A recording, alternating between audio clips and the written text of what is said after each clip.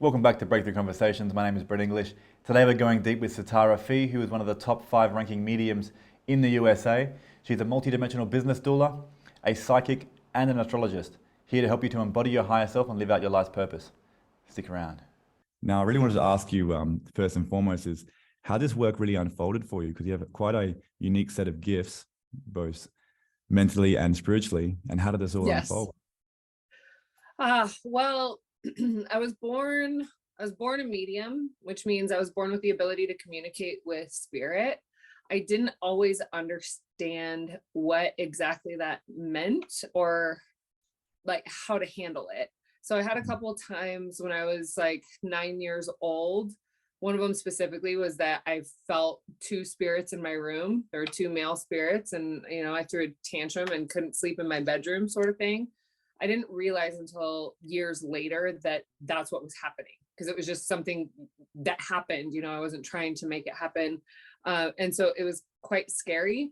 So I think as a young girl, I started to turn my abilities off and just do what I could to be as normal as possible. Now my mother was training, like she was doing some psychic development classes when I was a little girl. So I was aware that it existed, but I didn't really comprehend or understand what it meant. And then fast forward, kind of made it through high school, but I'd have these experiences where I'd be at a house party and I'd see someone's dead relative sitting in the living room, sort of thing. And I was, thinking I'm going crazy, but also knowing that I'm a medium. So I didn't have a lot of people I could talk to about it. So it wasn't like, oh, yay, you have abilities and it's great. It was like, what the heck? How do I turn it off? And I actually think that that's something that's pretty common with a lot of sensitives that just don't know how to talk about it, who to talk to about it, all sorts of stuff. And so being in that place and being in that position, like I said, I tried to turn it off. I use drinking a lot. Alcohol is something that numbs our abilities and our senses, and also is easily one of the most detrimental things that mediums can do, and especially trans mediums. So like what Esther does with Abraham, that's called trans mediumship. It's where she will leave her body and then Abraham comes through and channels through her. That is a natural ability that I have. And so with alcohol, it's one of those things, like they call it spirits for a reason, that you actually pop in and out of your body. It's a complete dissociative. And so after years of drinking and trying to turn it off and just numbing other traumas and pains that happened when I was younger, in my early 20s, I finally got to a point where I was getting my degree in psychology. I understood that that was along the lines of what I wanted to do. I wanted to help people. I wanted to be a counselor. I wanted to do something in the sense of helping people heal. And I also was raised with, like a beautiful family, but also internal dysfunctional patterns. And so I wanted to understand why some of the dynamics that were going on when I was growing up, like why they were. And so got my degree in psychology. When I was studying psychology, I found that psychology only focused on mind and body. It didn't satiate the answers I was looking for. For me, when I started learning about multiple personality disorder and learning that there are different physiological responses in a person's body when one personality is in and when it changes to another personality, I was like, is there a spiritual component to that as well? Yes, exactly. And same with schizophrenia. So when I was learning about all of this, and psychology is like, well, we just put them on lithium and basically numb them for the rest of their lives and just like pretend they don't exist. I'm like, this makes no sense. And at the same time, I had started taking meditation classes at a place called the Berkeley Psychic Institute. And it ended up being like psychic kindergarten. And it was so refreshing for me because it was like jumping on a bike that I already knew how to ride, that I didn't even know existed. And so when I started learning the techniques and some of the things they were talking about, it was so refreshing because it was like, one, it helped me to understand that the way that I experienced the world wasn't normal. And that was one of the things that was super challenging for me, was that I thought that everybody experienced the world and life the way that I did. And I didn't know that I was different in that sense. And so I Mm. learned a lot in that way. And then the other thing that really got me was learning that what we visualize and what we see with our eyes closed is so much more real than we think. And once those things started clicking, and I have very, very strong clairvoyance, my ability to see is, it's just quite strong. Although my natural sense, my natural and strongest sense is clairsentience, meaning I can feel the emotions and energy of other people. So learning how to harness those things were, I would say, like the most critical pieces that helped me to really click and understand. I don't know if you want to go into it, but I have like a story that actually was the kicker that brought me out of psychology and into the world of psychic understanding. Yeah, that Because would it be just great made to know that. it made so much sense. I don't think I've ever shared this on recording. I think I've only ever shared this, in conversation. So I had really bad tinnitus in my ear, like horrible ringing in my ear. And I went to Las Vegas for family function and came back, and the ringing in my ear had gotten worse. And I just couldn't find any sort of answer. And doctors and anything, they're like, there was just no explanation, sort of thing. And this is just like full-time, permanent. Full-time ringing in my ears. I also, at this time, I was really curious about Dr. Brian Weiss's work, like past life stuff. I'd started remembering my past lives. In psychology, I started getting involved in transpersonal psychology, which is really what they call the woo-woo. It's like, it doesn't hold a lot of clout in the field of psychology. And I went to Sonoma State, which is the most liberal psychology like department in school that you can find. So the fact that even there they were calling it woo-woo was so disappointing to me. I was really looking for the magic. But so I was having this ringing in my ears. I started doing some past life regressions. I just did a past life meditation. And so I had done this past life meditation. I'm like 21 years old. I'm by myself in my bedroom. And all of a sudden I can smell this like putrid smell of a marketplace. I could feel the cobblestone under my toes. I looked down and I could see that my feet were not my feet. I was wearing like a burlap sack with a rope tied around it. And I just had this super visceral experience that felt, it was even stronger than a dream or stronger than a memory. Like it was so profound. And I immediately had this feeling of being chased. Like I was in a panic mode. And so I go into this scene in this past life and I'm being chased. I'm being like, followed through this marketplace, and I end up going into a dead end. And as I go into a dead end, I see myself being murdered. And I watch myself as my spirit leaves my body. I'm 21 years old. This is like the third time I've experienced a past life, but I'm by myself. And I'm like, what did I just do? I am freaking out at this point. I'm like, I need some answers. What just happened? That was definitely real. And so between the ringing in my ears, I'm driving down the road within that week, and I see an A-frame for psychic readings on the sidewalk. So I pull in, they're doing like $10, 15-minute readings sort of thing. This woman, she was dressed like a zombie because it was like Halloween. So they're all dressed up. It was cute. So I'm sitting in front of her and I share with her a little teeny bit, one about like what was going on with my ears, and then two, a little bit about this past life.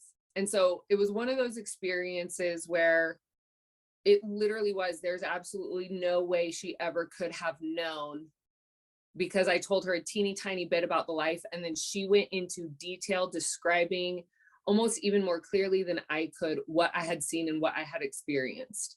And so she was able to help me reconcile, the feelings that I was having of watching myself be murdered in that lifetime, because it was almost like a memory. And then I could feel that my spirit was trying to process this information, but the egoic consciousness that is me didn't really have the tools to be able to like comprehend or understand what was happening. So it was just like kind of running a loop.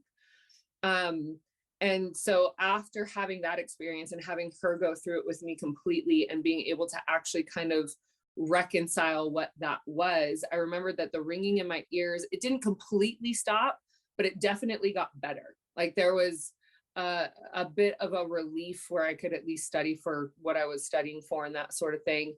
And then also she said to me, like, you know that you're vibrating at a very high frequency of psychic resonance.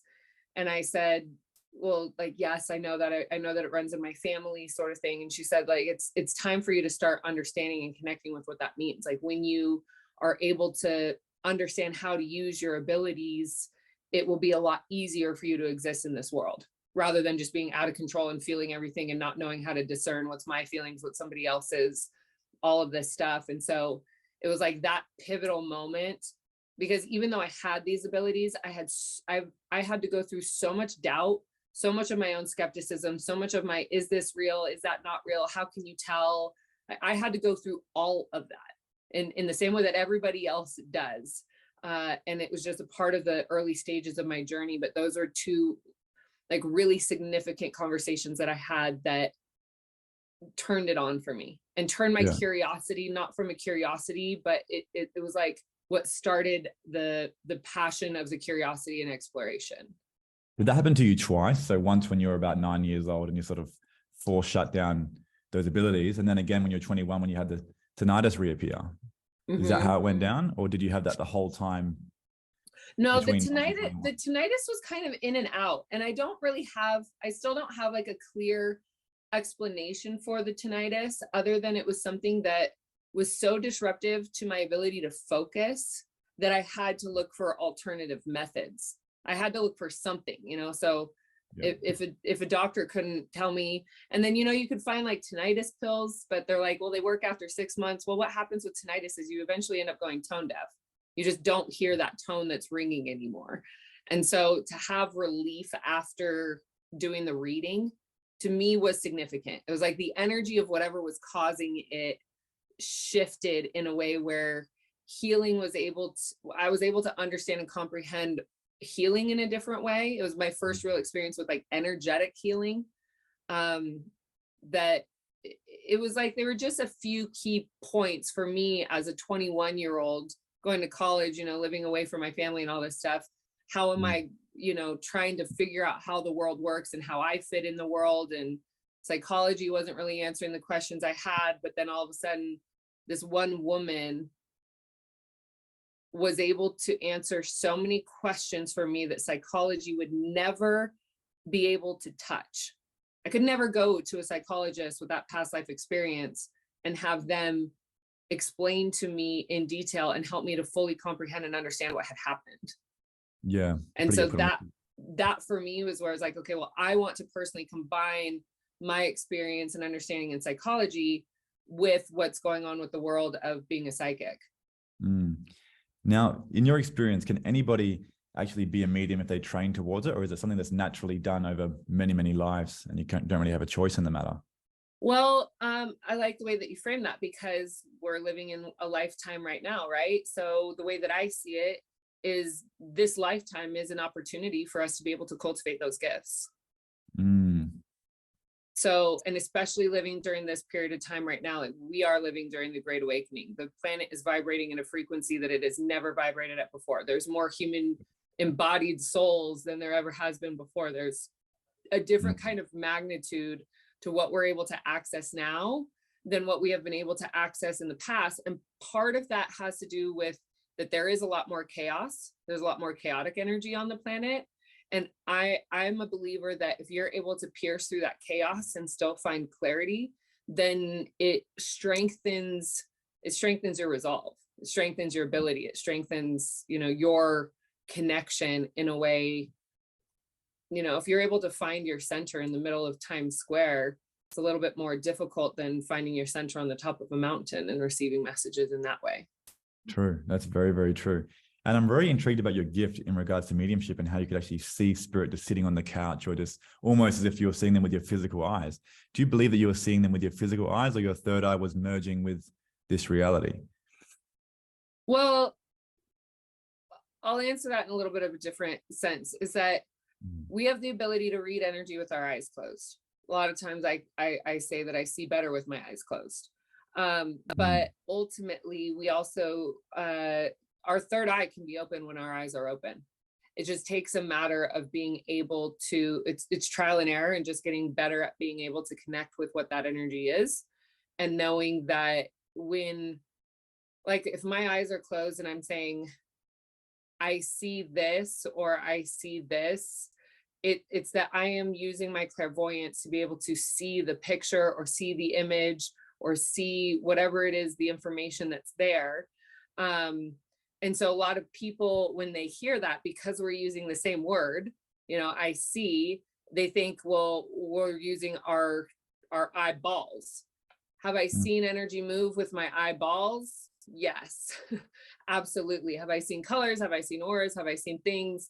Yes, with my eyeballs. Yes.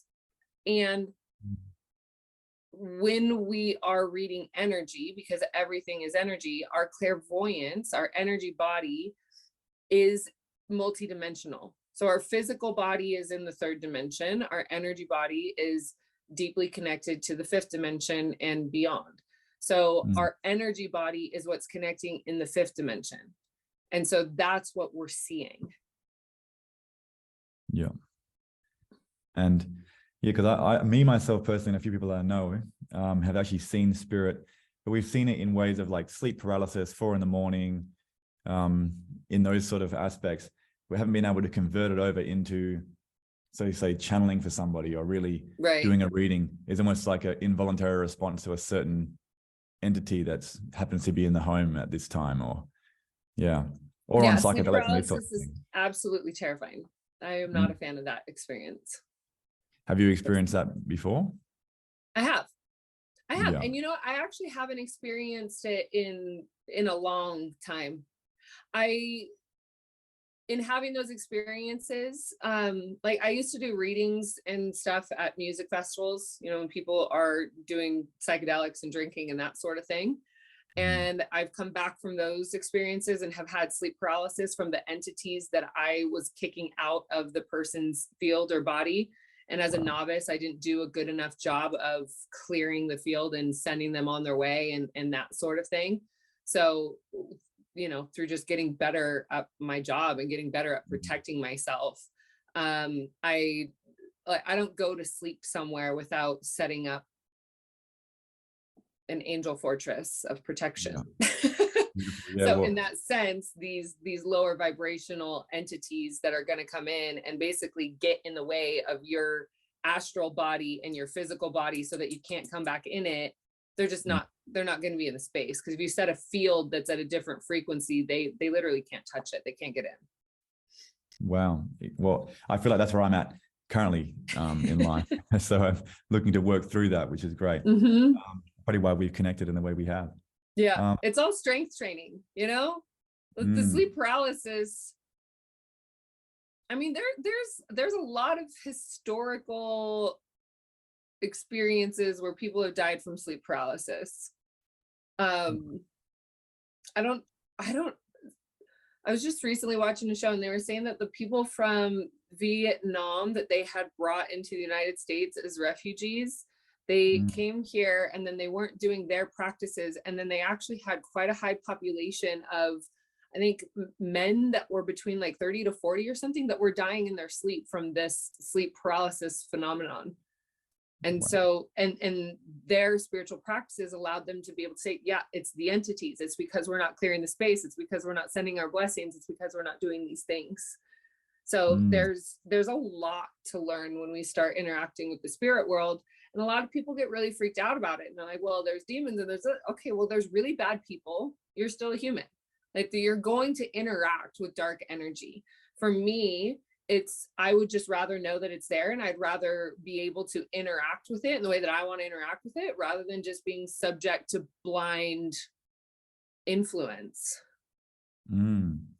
And is there any rules that you follow or any sort of system or practices that you follow when you are connecting with spirit and working with it in that way to ensure that you are safe and making the right channels and not allowing room for any of these things to come in or interfere with your work and with your channel? It all comes down to embodiment, all to embodiment. If you do not want darkness in your body and you do not want to interact with dark energy, stay in your body, stay light, stay clear. You know, it's when we welcome dark energy in and we know what behaviors and choices and actions we take that welcome it in. You know, we know how it works. A lot of people want to say that they're a victim to circumstance or this, that, or the other. We always have choice. We always have choice. Beautiful. And can you talk a little bit about your Rise program and what you're actually doing and offering people in this space? Yeah, so I started doing business coaching in 2016 after I hired my first business coach. And I just found that I really had a knack for it. Everyone in my mom's side of my family and everyone on my father's side of my family, they're all entrepreneurs. And so it's one of those things that I felt was just baked into the bedrock of my makeup, is having a keen sense of awareness on business. How do we take an idea and make money doing it? I really believe that when you commit to growing your soul-centered business, when you have an idea, when you have a vision, when you have something that is birthed out of the origins of your own heart, that there's a desire and there's a pull and there's something that just is insatiable about why you want to do it. When you embark on that journey, and especially when you are, stepping forward and saying, I am offering this, I am saying that I can change your life in this way, I am and it's X amount of dollars, whatever that be, it shines a light on every insecurity that you could possibly have. Every area where you feel you're not valuable enough, you're not worthy enough, you're not confident enough, you're not blank, blank, blank, blank enough. And so when you start the endeavors of growing a soul-centered business and doing something that you want to do, that's putting yourself in front, I believe that's one of the most spiritual things you can do, because you have to heal your shortcomings. If you want to succeed in that way, you have to heal your shortcomings. It's a way that you become more whole. It's a way that spirit will always bring you clients or opportunities or certain things that are a mirror to you. And so when we're able to see and witness every single person as our greatest teacher and embark in being able to make our divine purpose also our career path, there's something really extraordinary that comes through that and from that. And so that's where I get really passionate about, how do I want to use my abilities? I want to use my abilities to be able to help people heal, but to also be able to create a heaven on earth reality. Because I believe that healers, intuitives, creatives, visionaries that want to be doing something, they're serving humanity in a way that is offering the betterment of all people involved. And yes, it can be for profit. I don't have a whole lot of this idea that healers need to be healing the world for free. That makes no sense. It's not the world. It's not the modern day world that we're living in. And I actually think being able to overcome the fear around making money is something that, like, we as a community, we as a group are actually breaking down that belief system and structure. Because I also believe that healers, light workers, people whose heart is so pure that they want to help people, when those people have more money and the balance of finances is tipped and turned a little bit into their favor, they're going to do extraordinarily beautiful and beneficial things with it.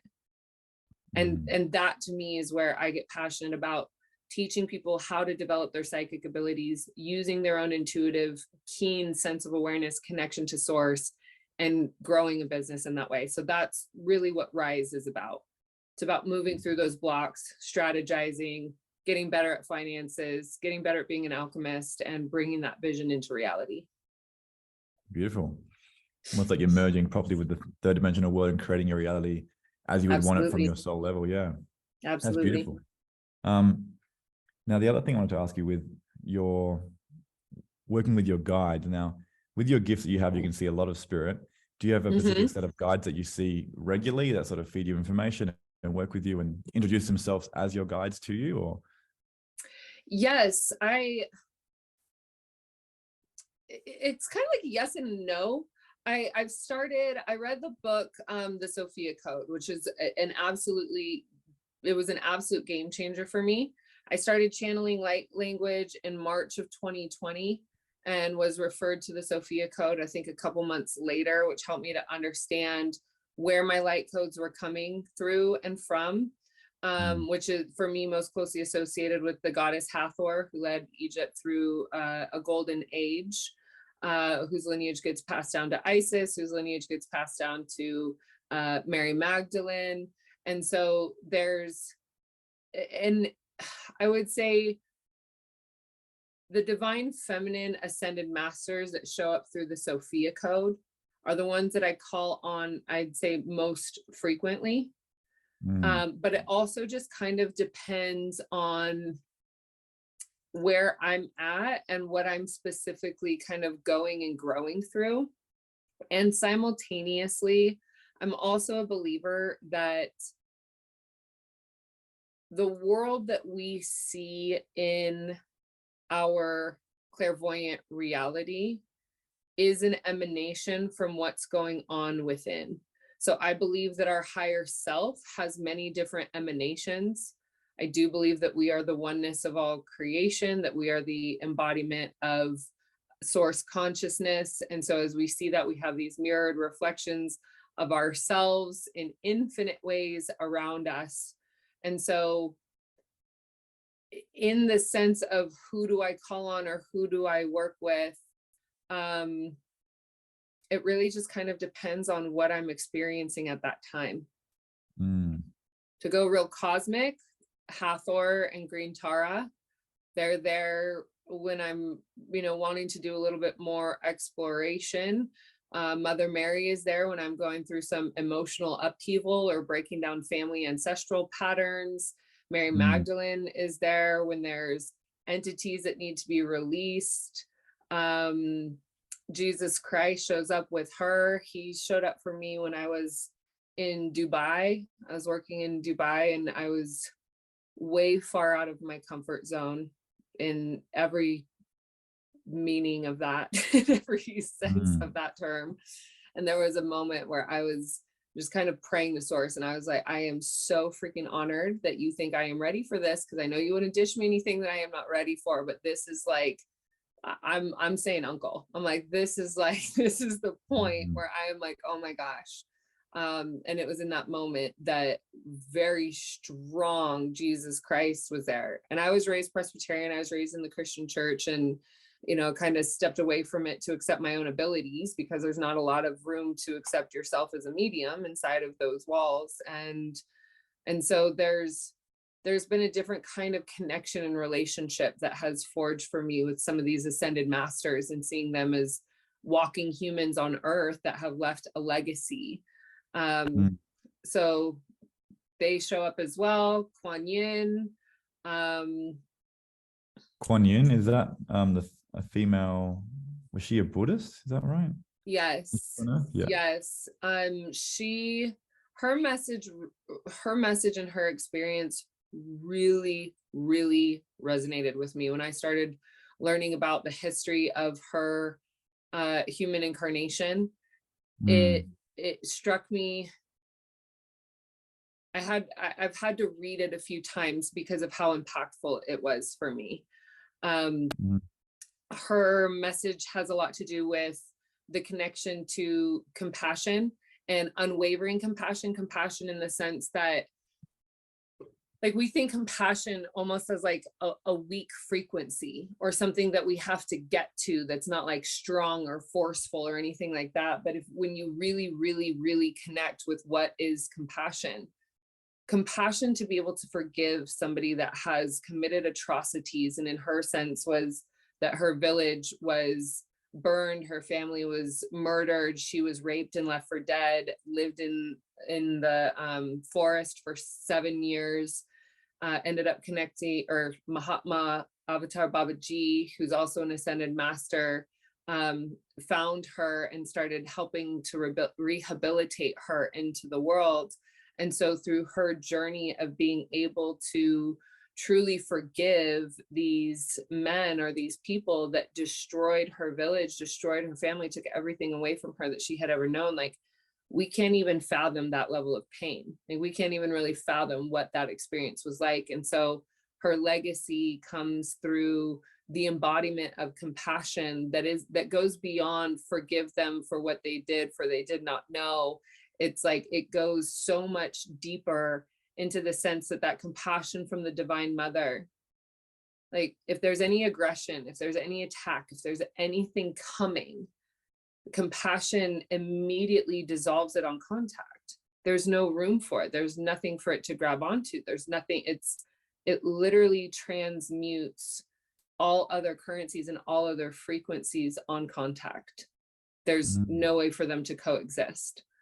So Kuan Yin has been an ascended master that's helped me to heal through some sexual traumas that I experienced at a younger age too, and I believe that occurred in my life to be able to understand the reawakening of the divine feminine on this planet at this time. Wow. I'm going to do some research onto her, because that sounds like an incredible story. And she did come through to me in a healing session when I went to go see an energetic healer, which I just remembered then, because it's been such a long time that the name just brought back that memory. What do you think are some of the things that are causing the mental health crisis that we're seeing today, and a lot of suicides and things that have really gone to an extreme level? Is that part of the ascension symptoms that we're experiencing, or what do you think is really happening on a global scale there? That's a really big and great loaded question. It is, it's a big one. I don't know. Yeah. I just really feel that I'm here for it. Let's go there. There's a lot. The first thing I think to just kind of open the door on that is that we are inundated, absolutely inundated with entities in this world, parasitic entities. And the reason that, let me find my words, because like there's so much information I want to say at one time.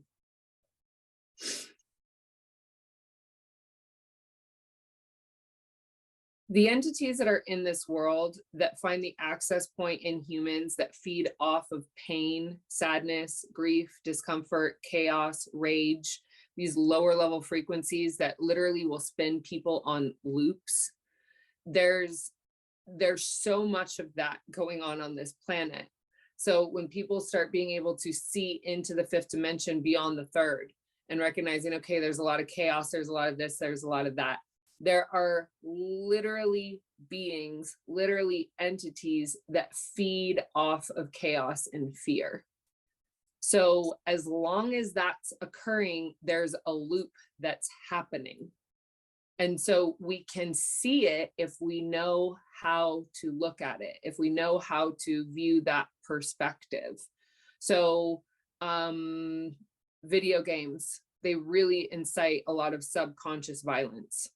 Like the way that we program our subconscious mind is by going into an alpha or theta state. When we're watching TV or we're watching a program, we're literally in a hypnotic state. We're in a trance state. Can I share with you a story on that quickly? Because it seems quite relevant. Yeah, jump in. One of my good friends, his father is a pastor from South Africa, and he would do exorcisms quite regularly. Mm-hmm. And his son, which is my friend, was playing a video game. It was some very violent video game, and there was a voiceover in the video game talking about certain things and missions. And the voiceover mentioned a name I'm not going to say the name, but a particular name of something you need to go and battle. And the dad got really worried. He's like, whoa. He's like, when he was doing an exorcism in Africa, there was a demon that apparently was in this child that was speaking to him, and it gave its name, and the same name was in the video game. Mm-hmm. And he was quite shocked to believe that they're actually putting real dark entities' names in video games that are given to children, which you don't really know. Is that really casting them into this world? Or it seemed, because someone's name is like their phone number in a spiritual sense. So it's, that for me was like a wow moment, when it was sort of like, wow, they're really going deep on the dark sides there. Oh, it's very much real. I was alarmed, absolutely alarmed and shocked when I went to see Doctor Strange. The last one. So the first one I was really excited about, because I was like, oh my gosh, you know, I went and I saw it with a partner that I was seeing at the time, and I was like, oh, this is like kind of what it's like for me when I'm telling you that I'm seeing like all that. I'm like, okay, thank goodness. Like, there are some movies that I feel like do a really good depiction of what that's like. Soul by Pixar, they did a great job as a medium with being able to communicate with baby beings that are ready to incarnate, and also beings that have passed. That movie, Soul, I absolutely recommend. Beautiful. Now, when I went and saw Doctor Strange, I have some witchy friends and some warlock friends. I spent the entire pandemic in Bali, 2.5 years. And so I was surrounded by a lot of people who are magical in their own sense. And so I learned a lot about sigils from a friend of mine who studied a lot of Aleister Crowley stuff. And that's, you know, some of us magical people, we all have our own lane. We're like, yes, you're magic. You do that. You do the tarot readings. You do the light language. You do, like, we all kind of have our own lane, sort of thing. Yeah. So I learned enough from a couple of my friends to understand how it works. Now, when I went to see Doctor Strange, they have the villain in it that's a very powerful witch. They weren't even hiding it. Now, the thing about this is that a sigil is essentially a seated symbol. And this was something that I actually knew how to do with my own logo, and I knew how to do with things as one of those, I think, just natural knowings that I came into this world with. Were not, you know, some things we naturally know how to do. This was something that I naturally knew how to do, and nobody had taught me. So when I learned about it, I'm like, oh yeah, that's the thing, right? Well, in this movie, there is so much of it. And so the seated symbols, I'll explain it a little bit more, is that you can take a symbol, and I actually do it with my logo. So you can we see this? I can see it now. This is my logo. It's a tree of life over the flower of life, and then monad in the center. It's the individual. We could go into it, but we don't have to. So I will set a prayer and intention into this. But my prayer and intention is for the awakening, for the illumination, for the deep conscious connection from people who see this symbol, so that they will feel a certain way, that it will evoke a certain sense. Now, of course, the tree of life and the flower of life have ancient meanings as well. So that's going to evoke something as well. But let's say I just, you know, had a circle and put an S in it and did the same thing. I set a prayer and I set an intention.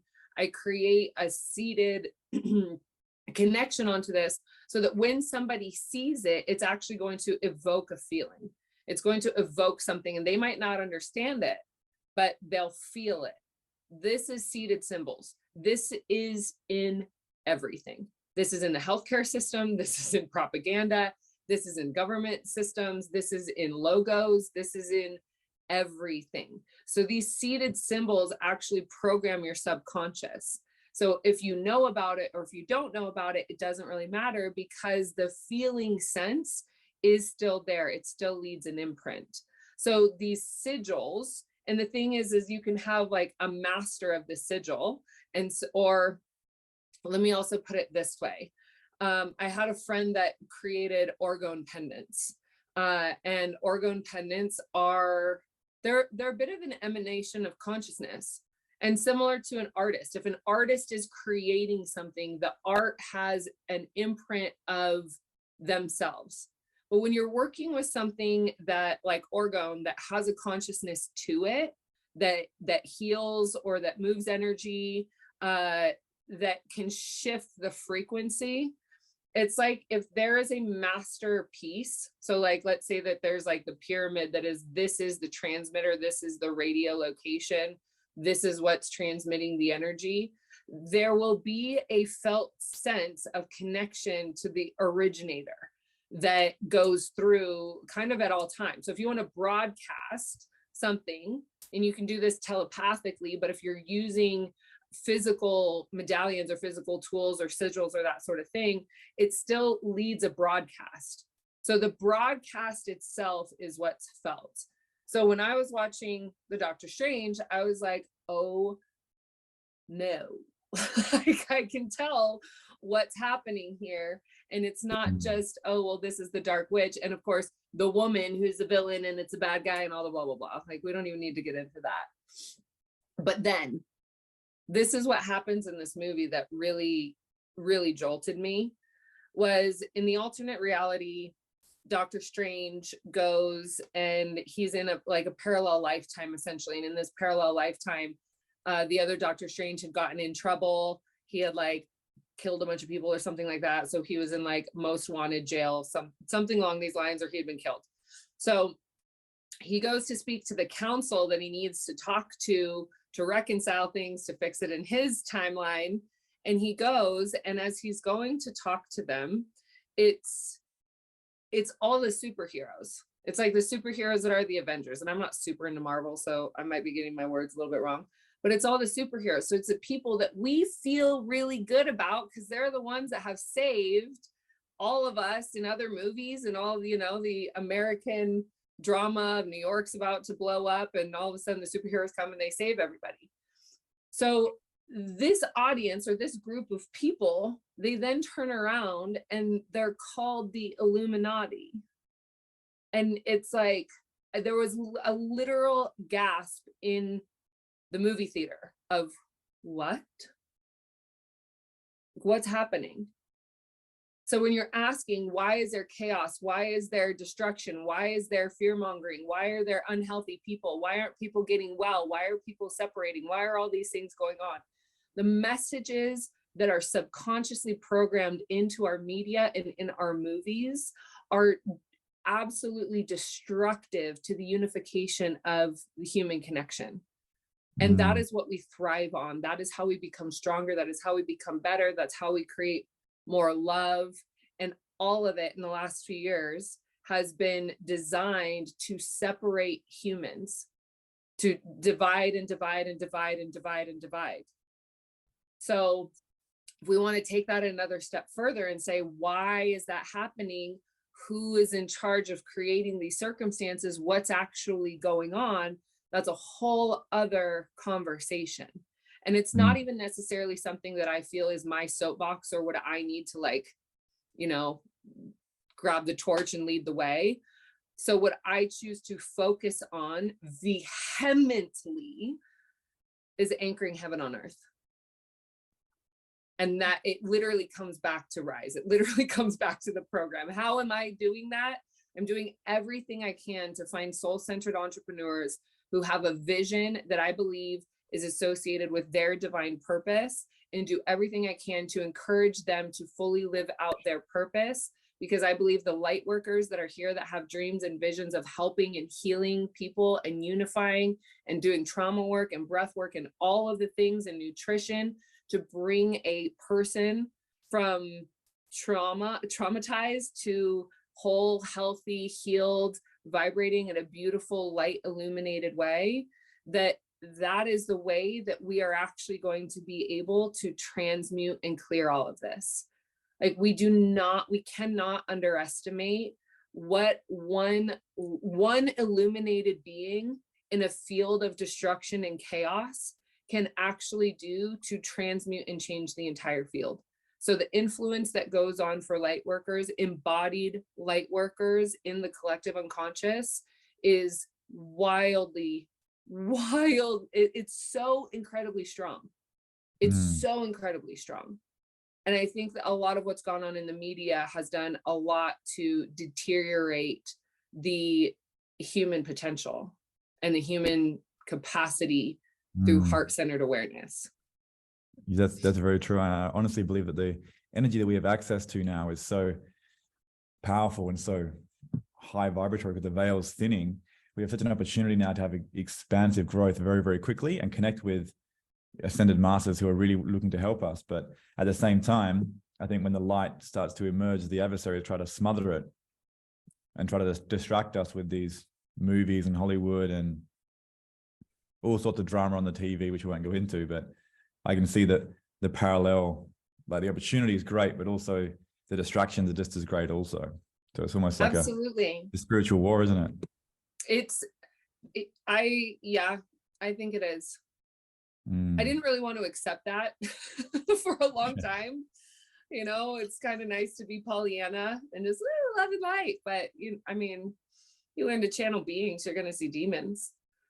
You learn to, speak light. I think part of the reason that I know how to speak light codes and why it came through so strong for me is because I spent so much time in the darkness.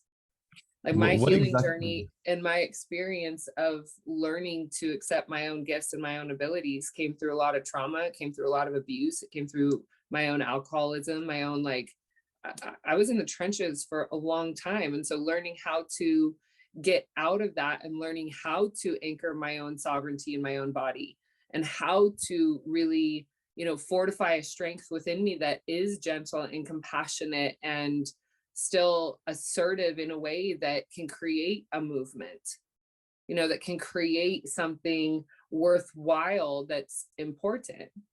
And for me, it's not about leaving a legacy. It's not about money. It's not about any of that. For me, it's about satiating this desire within myself to fulfill why I came into this world. I have the memory of signing the contract. I have the memory of volunteering and saying, I'll take that lifetime. I have those memories that have come to the forefront for me that I call soul memories, which is why in my teachings and everything, I focus a lot on soul memories. I believe that our soul has the memories of where our soul has been, and that is accessed through healing the heart. If your heart is closed, you're not going to be able to communicate truly with your soul. So we have to heal our heart. We have to heal the bitterness. We have to heal the resentments, all the grief, all the everything that keeps our heart closed in order to be able to see the truth of our own divinity and to experience it. And for me, once I really started tasting that and embodying it and feeling it on a very visceral level, everything for me just kind of moved out of the way. And I knew what was a priority. I knew what became my priority, which was really seeing I came here for a reason, for sure, as we all did. Yeah. So it's about the crux of all this, how to activate our gifts, how to find our soul's mission and purpose and soul memories is all from healing the heart. Do you have any practices that you do on a daily basis that really help you connect with your heart, heal it, and open it more to receive more knowledge and insight and awareness? Honestly, just setting the intention of what you just said. I touched my heart and I set the intention of receiving more knowledge, awareness, and clarifying. And when I find those hiccups, when I find the triggers, when I have some stuff that's going on, I was just sick with my family past Christmas, and the family patterns that were coming up, those are our deepest, most angsty wounds, are the ones that we learn from family and then have to unravel. So in those spaces, I've learned to just to meet my heart with so much compassion and to be willing to see what are my patterns. Please show me what I am refusing to see. Please tell me what I am refusing to hear, because that allows room for that heart consciousness to open and to compassionately show me where I am unconsciously sabotaging myself or whatever patterns are coming up that is a little bit destructive.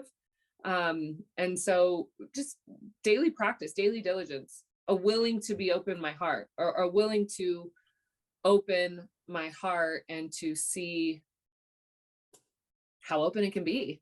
Like, why Yeah. not? I love what you said there about setting the intention every day, and someone's just like asking you shall receive. It's like so Yeah, simple. We have to complicate it. exactly. When it comes to things like the ego, and I know the term's thrown around quite loosely in different communities, it means one thing in psychology and one thing in spiritual practices. How would you define the ego, and what exactly is it? The ego. I love this. I love this because the reels that are showing up on my Instagram right now are actually clips from a 3-day seminar that I led. And so right now, like, the theme of the ego is really active in that. I've been revisiting these concepts. So Beautiful. I love that you're asking this. I see the ego in a lot of ways. There, I don't necessarily just have one type of answer. The ego is a structure that holds our identity as a person. It holds our identity as who we are, individuated from source. So the consciousness of our heart is who we are as source, in the sense that I am you and you are me. And that is that we are mirrored reflection of one and the same creator, right? But the ego is where we hold the personality. And the personality holds on to traumatic events and experiences, as well as accolades. What have we done? But ultimately, the ego is designed to protect us at a fundamental biological response. Why is it there? The ego will. There's a book called Buddha's Brain that goes into this in a very boring kind of scientific way. So I'll save you 2 weeks and just tell you what happens in this book. Perfect. But basically, the ego structure, as we look at, if let's say in ancient times, we're being chased by a saber-toothed tiger, or our buddy Frank dies by being eaten by a saber-toothed tiger, we know that that's bad. So it leaves a very strong imprint in our instinct. So as we have a child and we actually pass that information down, there's an encoding in our gene that says, if you see a saber-toothed tiger, bolt or fight, the instinct kicks in. So now, modern day, we have threats all over the place. We have threats in the car. We have threats at school. We have threats online. We have threats with our coworkers. We have threats on where we're going to be attacked, in what different kind of shape or form, or how it's going to come to us. Well, our ego keeps the tally. Our ego keeps the score. So if we have a traumatic event or something occurs, the ego actually holds that by means of safety and protection. So I'll speak to this for myself. Let's make it personal.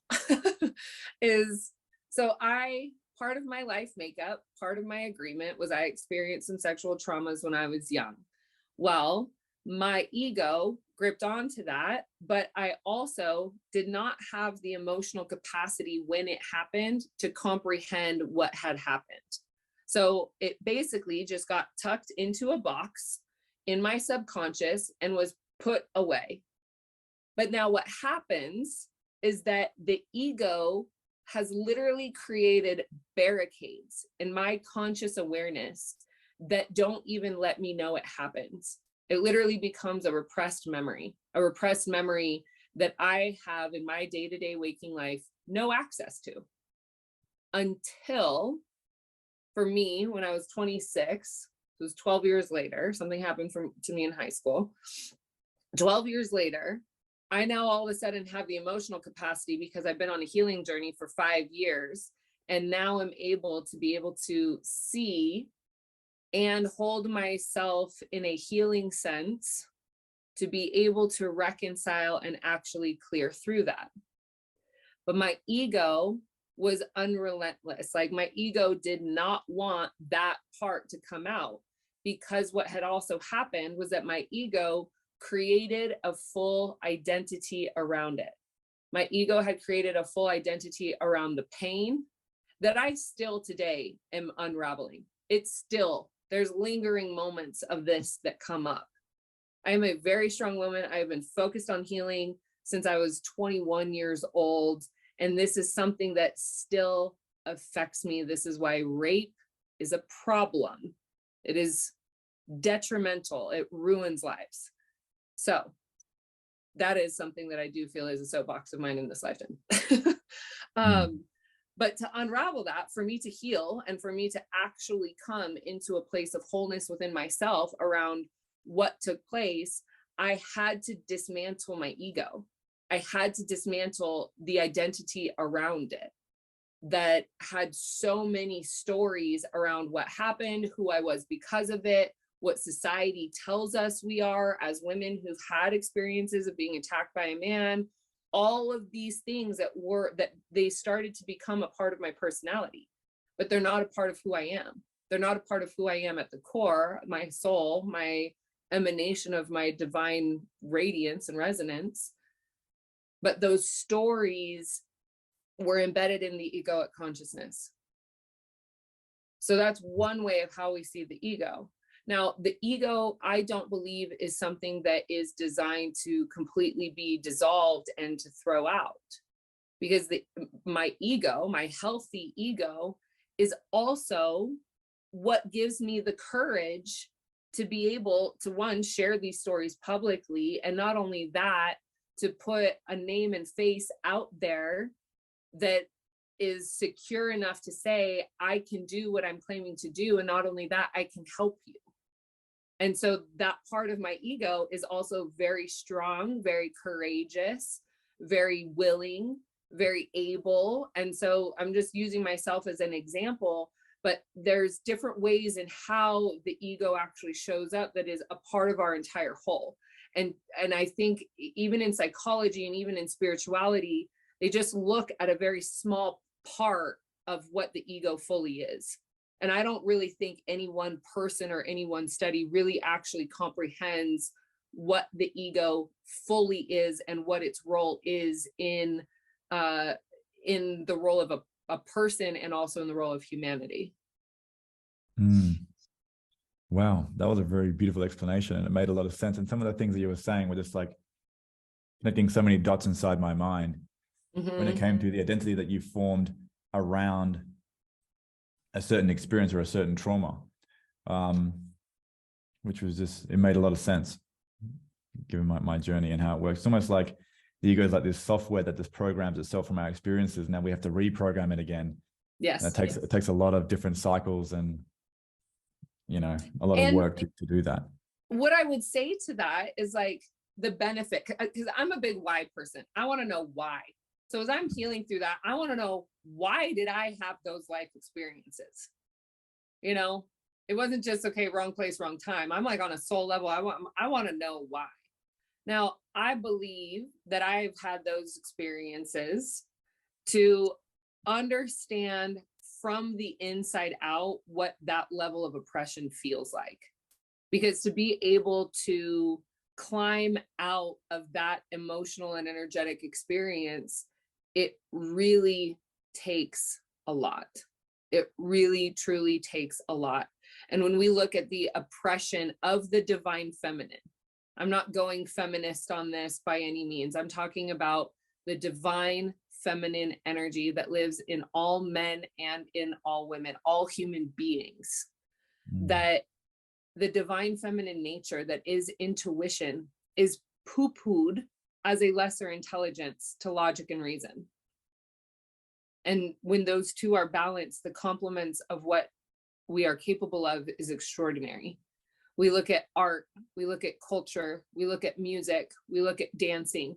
These are all divine feminine Sarasvati attributes. We look at nurturing, we look at compassion, we look at, you know, what is a divine feminine quality? These are qualities that have been wildly, wildly oppressed for thousands of years, not just a little bit of time. These are things that have been going on for a long time. And so I believe that myself as a single cell microorganism on this planet had the experiences that I had to be able to understand how to reconcile and rebalance the scales because of the wisdom that my soul also agreed to. So it takes me out of being a victim of circumstance, takes me out of being a victim at all, and actually being able to empower me, because now I have been able to embody a different sense of resolve in climbing out of those experiences than people who haven't had that particular experience. And I'm not minimizing or maximizing any form of trauma in any way, shape, or form, but I do believe that some of the real, excuse my French, but just fucked up things that happen to us in this world, they truly are here, no matter how destructive they are, to be able to help build a certain level of strength in humanity. And at the same time, do I also believe that anchoring heaven on earth as a reality that we can all co-create together is an extraordinarily beneficial thing for new souls that are coming in, so that they can actually start from not being traumatized, from not having to heal, from not having to like climb out of the dungeon of rock bottom. Absolutely. So I can see the sacred nature in what takes place in this world and on this planet. I see why there is an influence of chaos and fear. And I see where the empowerment comes of watching somebody being able to help themselves and heal themselves out of a circumstance that has created that kind of pain. So we volunteered to come here at this very dark time for the next generation, to make the world a better place and bring in more light. So the ones who stand after us are standing on our shoulders, so to speak. Yes. Yes. At least that's a bit of my own perspective. Helps me understand and not be so bitter about this crazy world, because there is a lot of things that, I'd rather not see. Absolutely. Now I have a couple more questions here. If you've got time, I can go through them with you. Yes. But yeah, I'm still integrating the conversation. I'm sure I have more questions for you, but I need to go back and rewatch this all, because there was so much you've just crammed into a very small amount of time. It's just like lessons upon lessons. So I like nutrient dense, you know what I mean? Let's go for it. Very, very nutrient dense. It's not very often I have a conversation like this with somebody who sort of understands and knows so deeply that we can go into these little topics and just show the root system of them and how intricate they really are. Like that whole definition of ego is still getting me. Well, thank you for that reflection. I've dedicated my life to curiosity in this way. And so to be at this point in my life where I feel that I'm able to share and, have people like you show up in my life that are interested in asking these questions, it's the most fulfilling thing for me. It's exciting when you find somebody that's excited about things that you're excited about. It's nice. Yeah. It is very nice. It's very uncommon too, but it's getting more common as we go. Like entering when I started this podcast, I've entered so many different communities and so many different people that it's just expanded my life, 10, 20, 100-fold. And it's still unraveling, which is just fantastic to see. Quantum jumping is a subject I want to talk to you about. Yes. And I just want to know, is that the same thing as timeline jumping? And should our intentions be to quantum leap out of this timeline, or should our intention be to help and heal the people in this timeline, or both at the same time? So I love this. When I look at timelines and like shifting timelines, I see a different visual than when I think or I see or talk about quantum leaping, quantum jumping. Okay.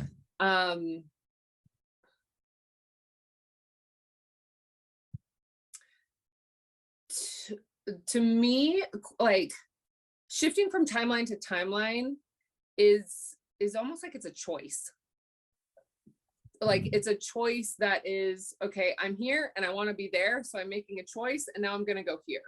So a lot of like the mumbo jumbo about timeline hopping and all of that, and I'm a part of the mumbo jumbo, I'm putting this out there because I like this language, is that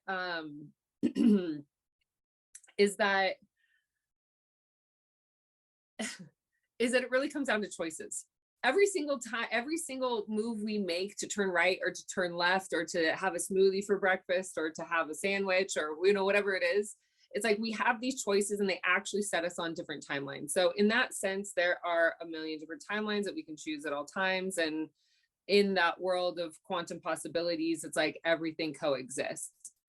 So when I talk about quantum leaping and quantum jumping, the reason I get really excited about this is that I've had a lot of really profound quantum leap experiences where I have gone from living and existing in one particular area of my life, like one trajectory. I don't want to say areas and location, but like one particular trajectory where things got a little bit stagnant and I wasn't quite happy with it. And I also, especially in my 20s, I was like a little bit arrogant and a little bit cocky with what I could do with energy as we are in our 20s, and like feeling a little invincible and was like, I can do it. So I would like challenge myself to see how I could take these leaps and take these jumps. What I learned from them is that it really is like law of attraction, right? We can prime our frequency inside. So for me, it's not even necessarily that a quantum jump is like a choice, like a timeline. A quantum jump is that we literally purge so much out of our energy body in a very short period of time that it aligns us on a frequency level to a completely different life experience. Like a quantum leap is, okay, this is how things are going right now, and I want them to be going this way.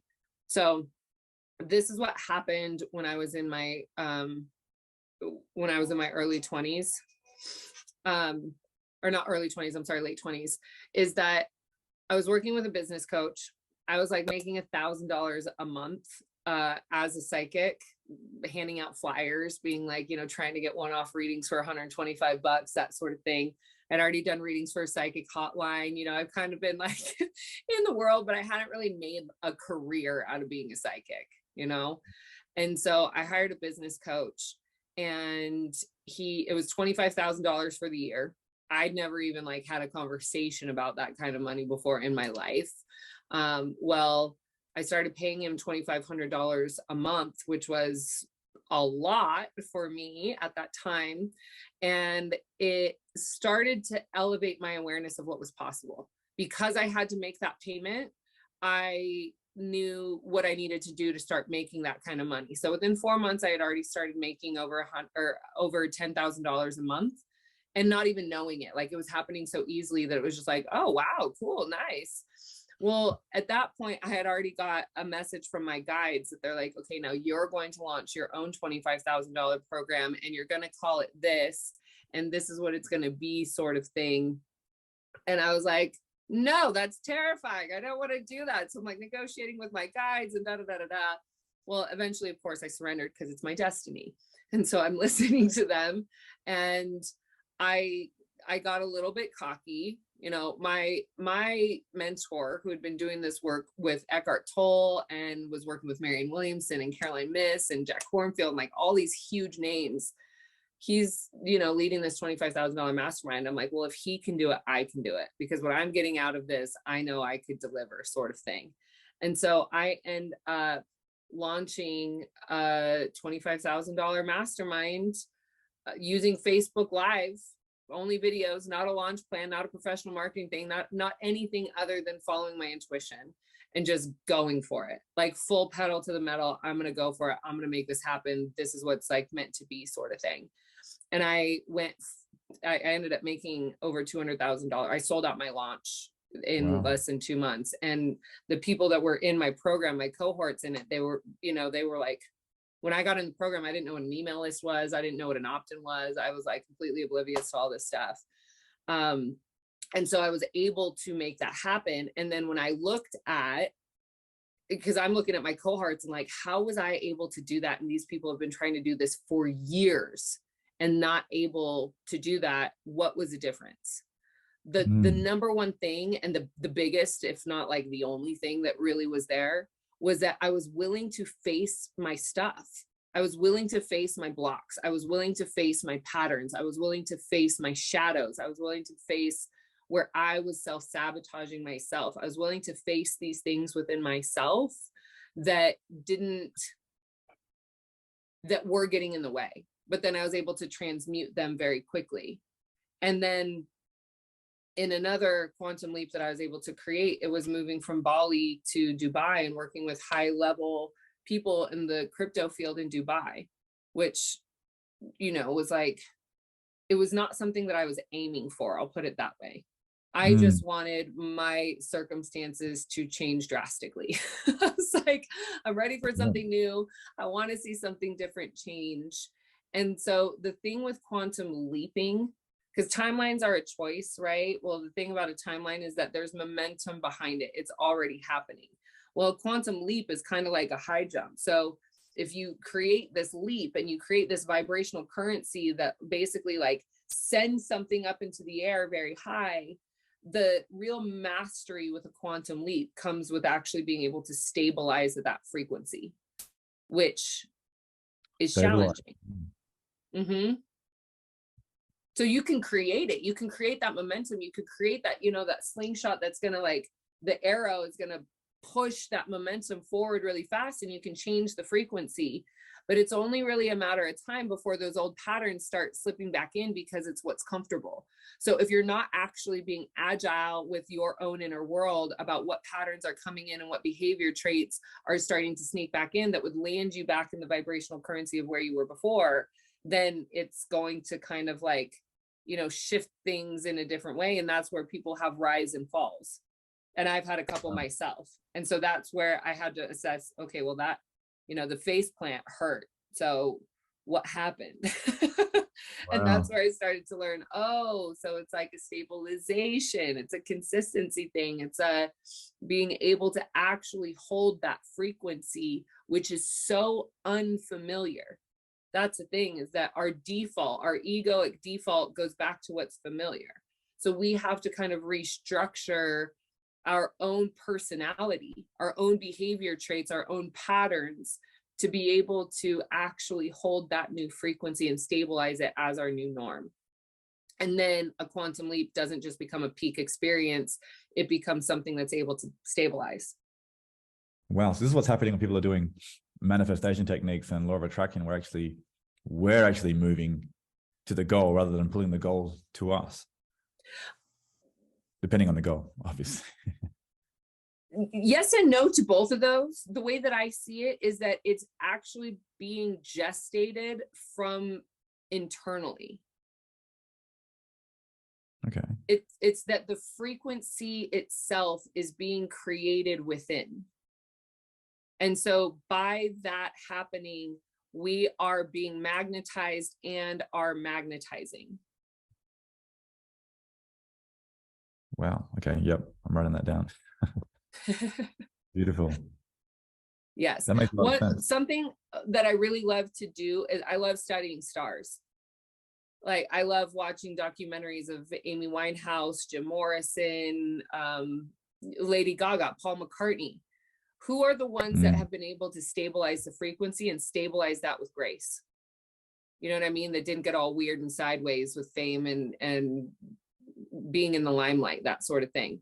That's true. Yeah. I'm very fascinated by Deepak Chopra in this respect. Mm-hmm. And people like Oprah and Wayne Dwyer, people like that who seem to create this really beautiful life of this miraculousness every day. Mm-hmm. Yeah. But yeah, absolutely. The word of the day for me. Absolutely. I can jump and I can taste these experiences, and I'm falling back to old patterns again. And I have these amazing memories of these tastes of these different experiences. I've never been able to hold it and stabilize it in my life. Yeah. I guess that's the mastery. Yep. That's the mastery. Yeah. And that's also really what Rise is about. Like that is folded into the bedrock of what we do in Rise. Beautiful. And what about the other one you got going on, which is the embodying the higher self? Yes, the embody your higher self is it's like someone just wants to kind of dip their toe in and not fully commit to Rise. The embody your higher self place is a great place to start. It's a series of transmissions. So they're guided channel transmissions that came through me with the intention of helping the individual soften their identity, soften their consciousness, soften their heart, really just peel away layers and peel away layers and peel away layers until the conscious awareness of the higher self within becomes more of a daily consistent awareness rather than a peak experience. So embody your higher self will, I mean, let's just play with words a little bit. Embody your higher self is like creating a quantum leap of the awareness of your higher self and then stabilizing into that on a daily basis. Beautiful. Yes. Like when you think of who you are in your best self and how you want to handle situations from a heart-centered place, that's your higher self at all times. Abraham Hicks would call it your inner being. So I titled the course 7 Weeks to Embody Your Higher Self. And then I was like, that's a bold move, Spirit. Like, where is that really the thing? You know, it took me years to cultivate that understanding of what was actually happening. And then it was like, yes, the quickening is here. People are ready for it. And not only that, your higher self, you're already embodied in it. You just don't know it. You're just not aware of it. You're just not actively connecting with that part of who you are. So it's really not necessarily about like reaching outside of you, grabbing this part of you that's there. Like your ego is so far behind the times of what your higher self knows. So it's really just peeling away the layers so that you can consciously connect with that part of your infinite being that's there. And through that, soul memories come up, past life understandings come up, soul purpose comes up. You know, the things that bring fulfillment and relieve anxiety of the pressure of what am I doing here? It's like, oh, I know what I'm doing here. And now I get to do it. Beautiful. All right. Are you ready for my last question? Yes. Okay. If you had the opportunity to speak with 1 billion people plus, or implant a thought into the collective consciousness to be embodied, what would that one message or thought be? Ooh.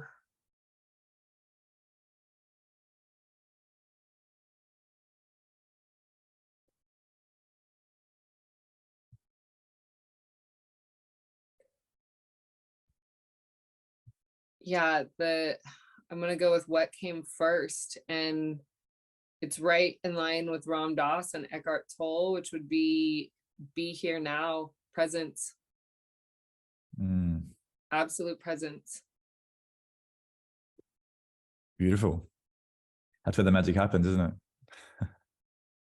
it? All right. Hey, thank you so much for this interview. This has been absolutely amazing. I'm sure we're going to have to watch this a few times to really let it sink in. But I'm very grateful. Yeah. Yes, I am as well. Thank you so much for the opportunity. It's exciting. I took a few years off from, you know, even doing this kind of work during the pandemic, was working in crypto. Like I said, I went on a couple of really interesting, absolutely a part of my destiny adventures going, what is this? And so to come back and be here, this is actually my first first podcast in a few years. So I appreciate this opportunity to get back in the saddle in this way. Amazing, amazing. And just a quick one. What are your thoughts on crypto and what did you learn in Dubai in regards to crypto? Is that a big question? That could honestly be a whole other podcast episode. I had a lot of mixed feelings about it. I still have a lot of mixed feelings about it.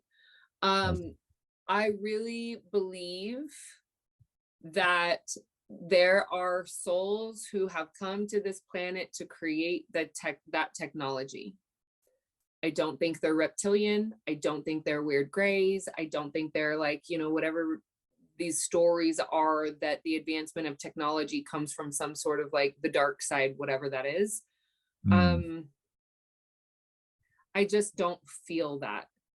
And for me, that information comes from doing personal readings with people who had created extraordinary technology or who were participating in some of that world. What I will 100% say without a doubt, it is pickled with criminals. It is pickled with greedy narcissists. It is pickled with a lot of, from my personal perspective and judgment, undesirable qualities in humans. So with that being said, so is politics, so is the world of lawyers, so is the world of lobbyists, so is the world of warmongers, so is the world of all these other things. So I find it interesting when people want to point and project that, you know, crypto is full of a lot of bad and dark things. I actually don't think that any more so than any other industry in the world. You know, it's like, if we really think about it, what percentage of the world is civilized? What percentage of the world isn't breaking laws? What percentage of the world isn't corrupt? What percentage of the world isn't already doing these things? What I love about crypto is that they're creating an opportunity for global financial equality. I actually appreciate that very much. When I was in Bali during the pandemic, watching what was happening to the local Balinese and, you know, the people whose just currency, the exchange rate was better, which allowed us to have a better quality of life sort of thing, but not for anything other than where we were born. And I think that humanity is at a huge disservice by having a lot of brilliant humans whose potential is not able to actually be experienced because of the access to resources. So that kind of global equality as far as resources and education and opportunity for those that want it is a beautiful thing. I really think that's a beautiful thing. And that's my perspective and my stand on that. And there will be a lot of shadow and dark things and, you know, the balance of what comes with new technology and the advancement. You know, technology has helped advance healthcare, and healthcare has also created a very sick population. So it's kind of like there's a light and shadow to it in a lot of different ways. Just the nature of Earth at the moment, I'd say. Yes. So I'm not like, yay, it's the answer to everything. And I'm also not, it's the worst thing in the world. You know, I actually kind of stand in a middle ground with it. I think what it comes down to is, what projects are you investing in the same way with stocks? Like, if you're interested in it, do your research, understand it, get involved, talk to the people that are a part of the projects, you know, you learn about it through curiosity. I happened to fall into it twice, not because I was actually interested in it. Like I said, I think it's a destiny thing for me. I know it's a destiny thing for me. And so I was exposed to a very high level of it to have, I think, a higher level understanding, especially from my perspective and my ability to see the world and connect with people in that way, and to do personal readings with people that are creating the technology. And so that's actually a part of my own business plan as well for the next, you know, 3 to 5 years, is being able to create an ecosystem using Web3 technology for Monad and for the people that are actually certified through the RISE program. So there will be, and the thing with crypto is that, like, all the scams and all the illegals and all the like crazy things that are happening, and there will be more arrests for sure. But that there are a lot of people whose word is good, whose heart is pure, whose light worker. You know, my DNA is the entrepreneurial thing. There's people who, as light workers, their DNA is to create technology that's going to help humanity and evoke creativity and all sorts of other things. And so there will be a baseline or foundation of people who have an integrated interest in making sure that it works, who are also operating from a baseline of integrity, that want to see the industry succeed. And there are enough of those people who I believe are soul destined to play that role, that I don't think that crypto will shut down. I don't think, there's just too many brilliant minds. There's way too many brilliant minds. And if they're criminals because they're outside of political laws, like, whatever, that's kind of like nondescript when it comes to who's creating the technology in the first place anyway. 100%. And the banking system now, the financial system now, we know is riddled with insanity and crime and whatever else. It's just a Mhm. fictitious money system. So I think there will be a big improvement if it can even out, the playing field for everybody. Yep. All right. Yep. Yeah. I mean, you have so many countries that are encouraging it. And because we're working with a global web, they can't shut it down. China can shut it down, but then Dubai is like, we're leading the metaverse. We're creating it here. So where do all the Chinese criminals go to? Chinese criminals by Chinese laws go to Dubai to create the technology, or they go to some other country where it's complete open territory. And if you have enough of those on the planet, like, it has to be a global decision that it's available or it's not going to shut down. And that just isn't the case right now. So Yeah. Beautiful. Oh. Yeah. So here we go. Future looks very exciting. Yes. All right. Beautiful. Thank you so much. I think we'll Yes. end it there. But yeah, very, very grateful. Yeah. Thank you so much for your questions. I really appreciate the opportunity to just open some of these pickle jars and share. It's so refreshing to be able to talk about it, like I said. So thank you very much. No worries at all. All right. You take care, and I'm sure we'll speak soon. All right. Sounds good. Ciao. Bye.